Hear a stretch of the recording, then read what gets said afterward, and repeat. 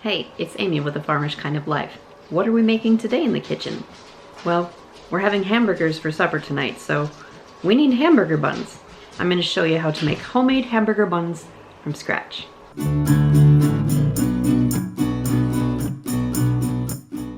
I hope you're having a lot of hamburgers for supper tonight because this is going to give you 24 hamburger buns. Don't eat them all at once though, that would be a mistake, even though they're so good. Alright, right here I have 4 cups of flour and I'm going to add 5 teaspoons of bulk yeast, or that's 2 envelopes of the packaged yeast. 2, 3, 4, 5. Then we're going to just set that aside. In here I have 2 cups of warm water, and to that we are going to add 3/4 of a cup of oil, a 1/2 cup of sugar, and a tablespoon of salt. And we're going to mix that up. Alright, now we're going to take that and we're going to add it to our flour and yeast mixture. Stir that up a little bit. Then we're going to add 3 eggs, and it works really well if these are room temperature, but if you forgot to pull them out of the fridge, that's okay. It just works with the yeast a little bit better if it's not cold. Now we're actually going to beat this up. Isn't this the greatest mixer ever? I love this mixer. It's so beautiful. It makes me feel like a 1950s housewife. You're gonna beat this with a mixer for about 3 minutes. When you're done mixing that up with your mixer, then we're going to stir in about 3 more cups of flour. And the reason I say about is because depending on what the weather is, will determine how much flour you're going to add. If you are baking on a really humid day or a day where it's raining outside, you're going to use more flour than you would if it's a drier day. It's science. Don't dump all 3 cups in there. Start with a cup, mix it up, see if it's going to take more flour. Ask it very nicely if it wants more flour. Keep adding, stirring until you can't stir anymore. The dough would like more flour, please.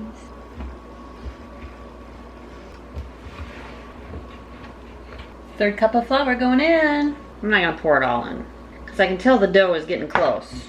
So I'm not gonna pour it all in. A little bit more. And when all the flour gets in there that it's gonna take, meaning it's not really easy to stir anymore, that's when we know it's time to knead. You gotta figure out where that perfect time is that you're gonna dump it on the counter, that it's not all gonna stick, but it's also not supposed to be in the bowl anymore. Alright, now we're going to knead this bad boy, which means we're going to pour out a little bit of flour onto the counter here where I'm going to be working, and we're going to knead this dough, which means you got to take off your Fitbit, you got to take off any jewelry, any rings that you don't want to get dirty.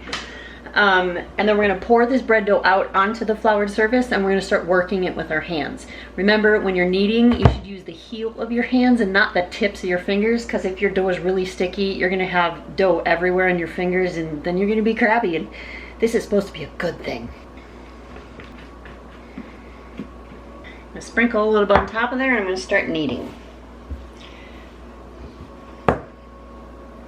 Just work the dough.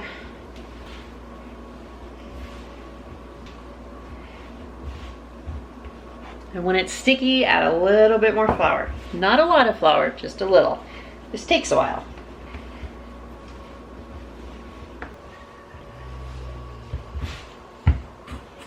Y'all, this is some really gritty bread dough today.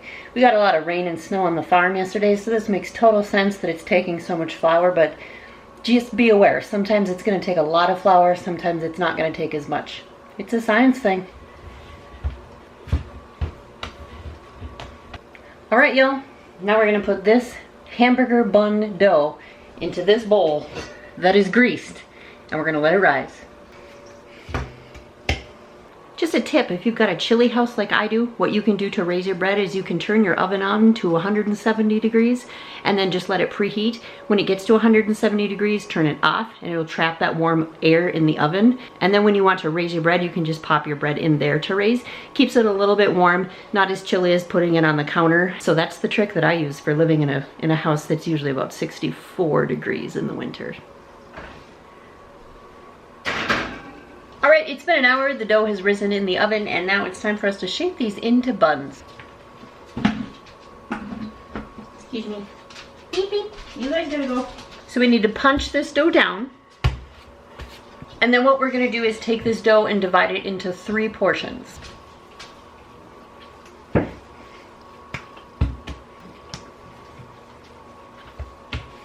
Doesn't have to be exact, just 3 kind of sort of the same portions. Now we're actually gonna let it rest for 5 minutes. Just cover it with a towel and let it just chill out for 5 minutes. While we're waiting, I'm actually gonna turn my oven on to preheat to 170 again, because this is gonna have a second time of raising while it's shaped into the buns. While you are waiting, you can also be greasing some jelly roll pans that you'll be baking the hamburger buns on.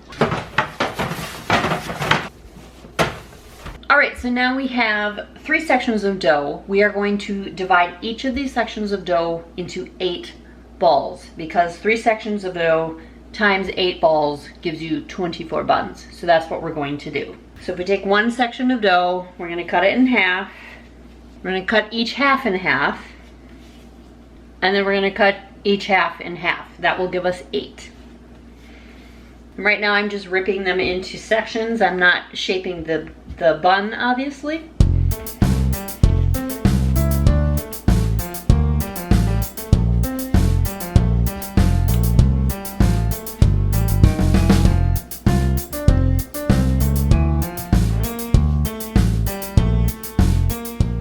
All right, so I have 24 sections of dough here. So now I'm going to show you how to shape a bun. You're going to take the dough. You've got this. You're just going to kind of fold it into itself so we can get a really smooth top, like that. We're kind of folding everything underneath. There's the top. And that's what we're going to do. And we're going to do this 24 times. This is basically our bun. And we're going to put this on the pan. So I'll show you that again. Here's another bun. We're just going to take that dough. We're going to go fold it into itself. So we're trying to make a smooth top like that. Putting all that other stuff on the bottom. Like that. There's another bun. One more time.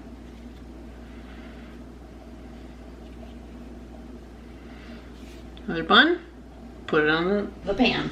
Now we've got 24 buns shaped. They are ready to go back into the oven to rise. But what you can do first before you put them in the oven to rise is you can actually squish them all down a little bit. You don't have to do this. It will just give you a little bit thicker bun if you don't do this. If you want a traditional kind of what you'd buy in the grocery store, you're probably gonna want to mash them down a little bit. They are gonna rise again, so they're definitely gonna get fat again. You don't have to do this, but I do this because I think it makes a better bun. Now we're gonna put them in the oven and we're gonna let them rise a little bit. If you don't have a super cold house, you can just leave them on the counter to rise for another 30 minutes. All right, now the buns have risen and we are going to set the oven for 400 degrees so we can preheat that, and then we're gonna bake these babies. And now these go in the oven for 20 minutes.